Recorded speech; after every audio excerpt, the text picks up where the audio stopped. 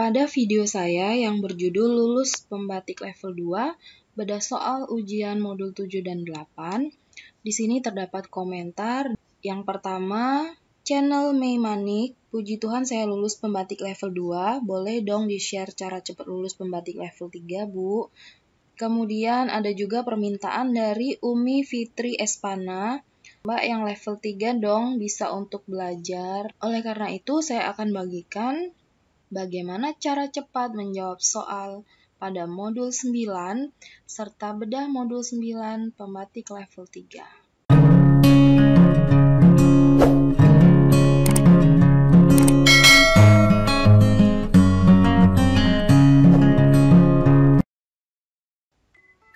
Sahabat, saya akan bedah modul 9 yang berjudul Media Pembelajaran Berteknologi Digital. Nah, kita lihat modulnya. Nah, soal tes akhir modul pada modul 9 ini, saya lihat ada 10 soal. Kita highlight keyword yang merupakan kata kunci untuk menjawab soal, jadi sahabat tidak perlu mengingat soal yang panjang, cukup dengan mengingat keywordnya. Untuk soal nomor 1, analisis kebutuhan di kelas 11 SMK Teknik Kimia Industri. Permasalahannya adalah laboratorium kurang alat dan bahan untuk percobaan, dan beberapa praktek bersifat membahayakan. Rekomendasi media pembelajaran yang tepat dalam analisis kebutuhan tersebut adalah, nah di sini keywordnya itu laboratorium, kemudian percobaan. Nah, ketika di soal yang ditanya mengenai media pembelajaran untuk melakukan percobaan yang bisa dijadikan laboratorium, maka kunci jawabannya sudah jelas laboratorium maya. Ya. Untuk soal nomor 2, salah satu tantangan pembelajaran di era sekarang adalah diperlukannya personalisasi belajar. Teknologi yang dapat digunakan untuk memfasilitasi personalisasi belajar adalah, nah keywordnya di sini di soal adalah teknologi, kemudian memfasilitasi personalisasi belajar. Jadi, teknologi yang bisa memfasilitasi personalisasi belajar di sini sudah jelas jawabannya adalah kecerdasan buatan, ya, atau artificial intelligence. Kemudian nomor 3, di dalam rencana pembelajaran, pemanfaatan media podcast video untuk mempelajari materi dicantumkan pada komponen. Keywordnya adalah media podcast video. Pada komponen apa? Nah, jawabannya adalah pada aktivitas belajar.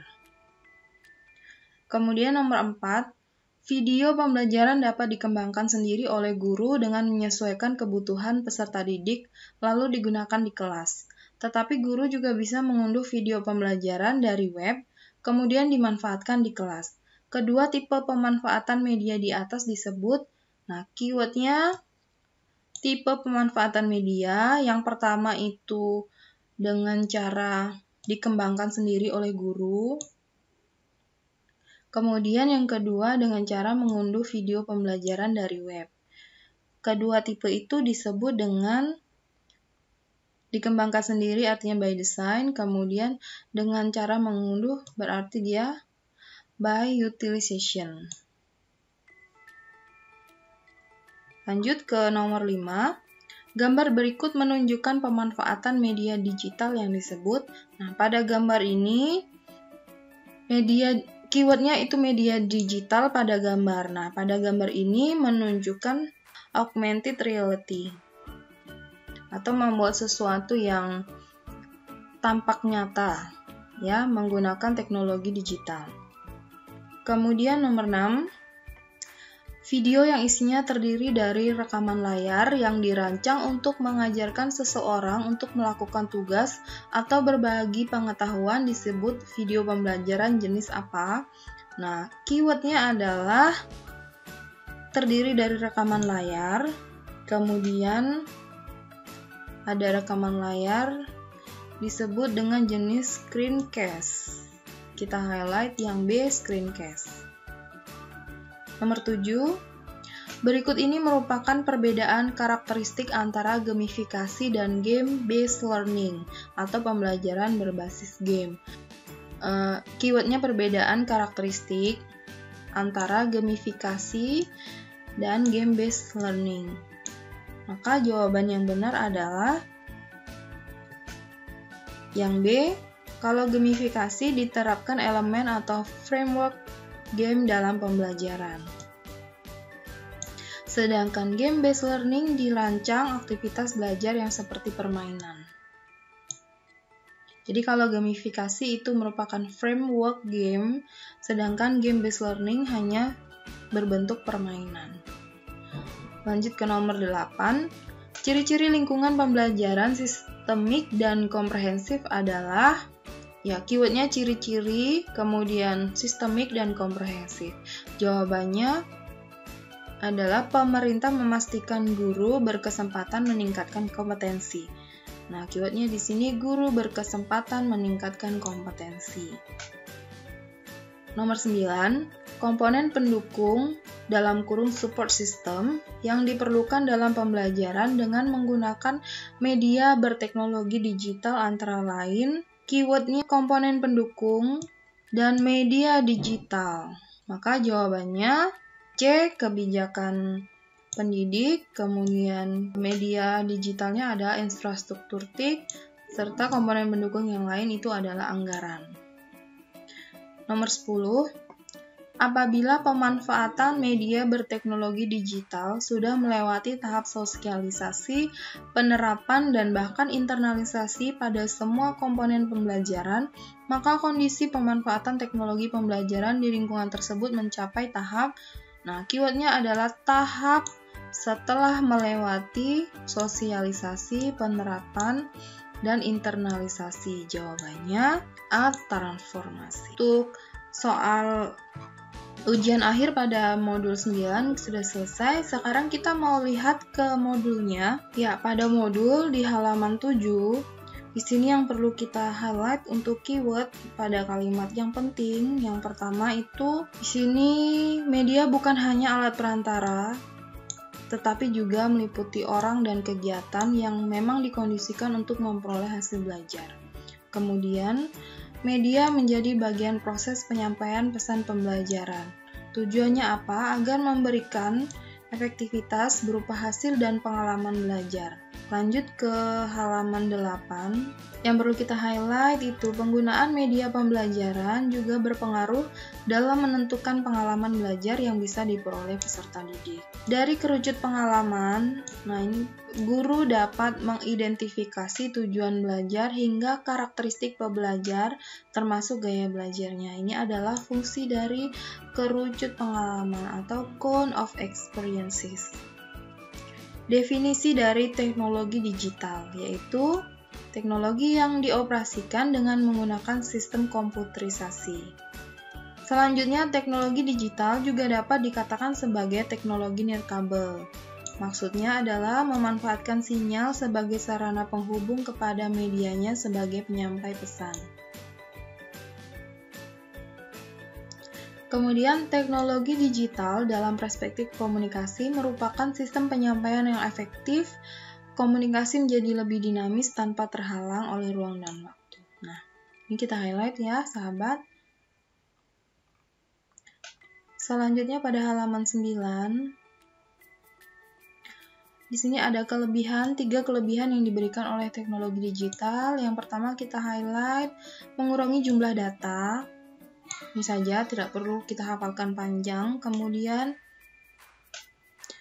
mereproduksi data dengan tidak terbatas jumlahnya. Setelah itu memanipulasi data. Jadi kelebihannya bisa mengurangi data, bisa mereproduksi data, bisa juga memanipulasi data.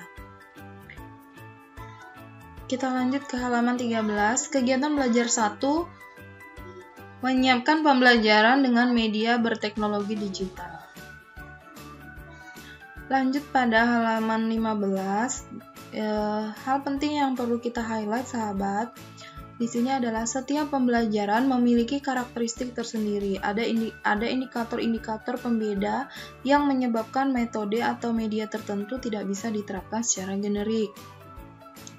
Nah, indikatornya adalah subjek atau materi, kemudian karakteristik peserta didik, kondisi di lapangan, serta yang terakhir kompetensi peserta didik.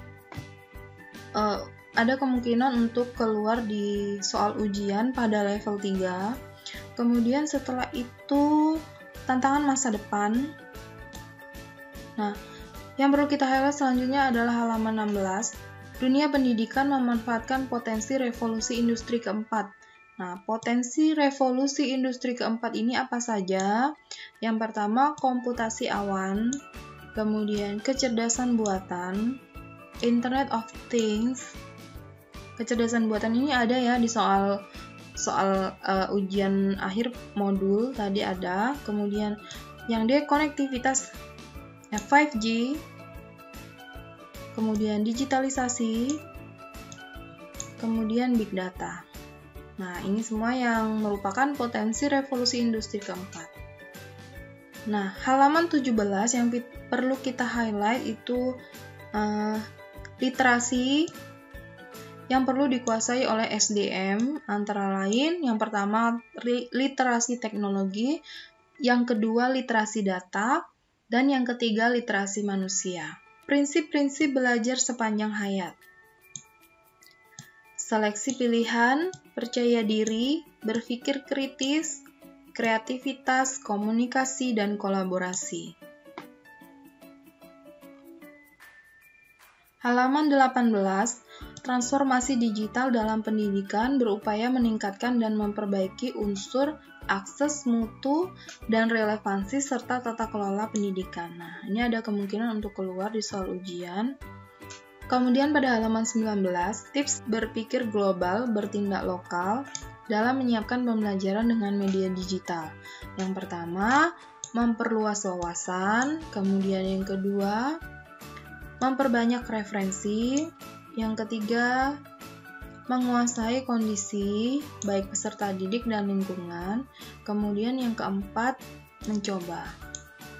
Halaman 19, di sini yang perlu kita highlight. Yang pertama, silabus adalah perencanaan pembelajaran jangka panjang. Kalau RPP itu perencanaan pembelajaran jangka pendek. Jadi keduanya merupakan perencanaan pembelajaran, hanya jangkauan waktunya saja yang berbeda. Cakupan RPP pada halaman 19 ini kita highlight juga. Cakupannya adalah identitas sekolah, mata pelajaran, dan seterusnya. Nomor 2, materi pokok, alokasi waktu. Nomor 4, tujuan pembelajaran, dan seterusnya. Nomor 5, materi pembelajaran, dan seterusnya. Nomor 6, langkah-langkah kegiatan pembelajaran, dan terakhir penilaian. Bahkan soal ini pun keluar pada soal latihan pendidikan profesi guru. Jadi ada kemungkinan besar untuk cakupan RPP ini akan keluar di soal ujian pada ujian level 3. Halaman 20, kita highlight merdeka belajar, artinya guru memiliki kebebasan dalam membuat format rencana pembelajaran. Selanjutnya halaman 20 yang perlu kita highlight action di sini, yaitu pertimbangan dalam memilih media pembelajaran. Yang pertama, access, cost, teknologi, interactivity, organization, dan novelty. Selanjutnya kita lanjut ke kegiatan belajar 2, jenis media pembelajaran berteknologi digital. Halaman 23, ciri utama kegiatan pembelajaran adalah adanya interaksi. Antara apa? Nah, ini kemungkinan keluar antara peserta didik dengan lingkungan belajar, baik itu guru, teman, alat, media pembelajaran, atau sumber belajar yang lain. Ya.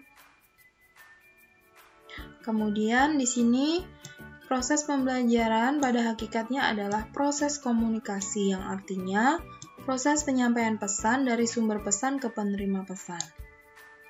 Selanjutnya halaman 23, media pembelajaran yang berhasil adalah yang bagaimana yang mengubah perilaku peserta didik serta meningkatkan hasil belajar. Halaman 24, kita highlight aspek yang mempengaruhi keberhasilan pembelajaran. Apa saja? yaitu tujuan, kondisi peserta didik, fasilitas pendukung, waktu yang tersedia, dan kemampuan guru. Ini adalah aspeknya. Macam-macam belajar, ini ada kemungkinan juga keluar. Belajar informasi faktual, dan seterusnya bisa sahabat baca pada modul masing-masing, kemudian di-highlight di modulnya. Ya, halaman 25 perlu kita highlight manfaat yang diberikan media digital. Yang pertama, meningkatkan keterlibatan siswa, ini kita highlight. Kemudian yang kedua, membantu siswa bekerja melalui konsep yang sulit atau konsep abstrak mungkin. Kemudian membantu mempromosikan kesadaran kritis. Yang terakhir, membantu mendorong kesetaraan. Selanjutnya halaman 27, di sini ada yang penting perlu kita highlight dan ada kemungkinan keluar pada soal ujian level 3. Kontrol pembelajaran dengan media komputer sepenuhnya ada pada siswa atau student center. Kita highlight student center. Nah, prinsipnya apa saja? Yang pertama, berorientasi pada tujuan pembelajaran, kemudian berorientasi pada pembelajaran individual, pembelajaran mandiri, dan pembelajaran tuntas. Selanjutnya, 5 cara teknologi digital dalam meningkatkan pembelajaran, baik formal maupun informal. Nah, kelimanya yaitu yang pertama, membuat pembelajaran lebih menarik dan relevan. Kemudian yang kedua, membantu pembelajaran yang berbasis proyek. Kemudian yang ketiga, membantu belajar bergerak di ruang kelas. Kemudian yang keempat, membantu pelajar mengejar cita-cita dan minat pribadi. Nomor 5, menutup kesenjangan digital dan membuat peluang pembelajaran transformatif. Selanjutnya halaman 28, klasifikasi sumber belajar. Nah, jadi klasifikasi sumber belajar itu ada pesan, alat atau teknologi, orang, bahan, teknik atau metode, serta lingkungan. 29, di sini ada fungsi dari sumber belajar. Yang pertama, total teaching, kedua, Mayer, resources, dan yang ketiga, supplement view. Selanjutnya ini yang tadi keluar pada soal akhir modul 9. 2 jenis sumber belajar. Yang pertama dirancang atau by design, kemudian yang kedua dimanfaatkan atau by utilization. Perbedaannya, kalau by design jelas dirancang, kalau by utilization itu diatur untuk langsung dimanfaatkan sebagai sumber belajar. Selanjutnya halaman 30, di sini ada tren teknologi digital apa saja, yaitu augmented reality atau virtual atau mixed reality. Kemudian yang kedua, redesign learning space. Yang ketiga, kecerdasan buatan, personalisasi belajar, kemudian gamifikasi. Halaman 31, elemen multimedia. Yang pertama, teks, gambar digital, suara, animasi, dan video. Nah, halaman 33, pembelajaran berbasis video ini memfasilitasi dalam memproses informasi lebih cepat. Ini manfaat dari pembelajaran yang berbasis video. Mempertahankan pengetahuan dan mengingatnya secara akurat. Kemudian, tipe atau jenis video pembelajaran yang dapat sahabat kembangkan. Nah, tadi ada keluar di soal ujian itu nomor 4 screencast. Keywordnya rekaman layar. Jadi, kalau video yang terdiri atas rekaman layar itu disebut dengan screencast. Nah, selanjutnya podcast, ini ada juga di soal ujian akhir bab 9.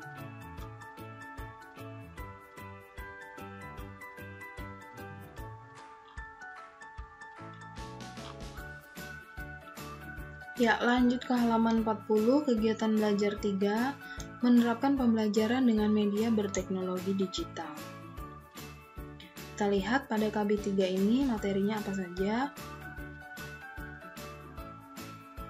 Halaman 41, 2 implikasi utama untuk praktik pembelajaran dengan media berteknologi digital. Yang pertama, guru dan peserta didik berkesempatan untuk terlibat dalam dialog berdasarkan umpan balik. Kemudian yang kedua, ada hubungan antara virtual dan aktual.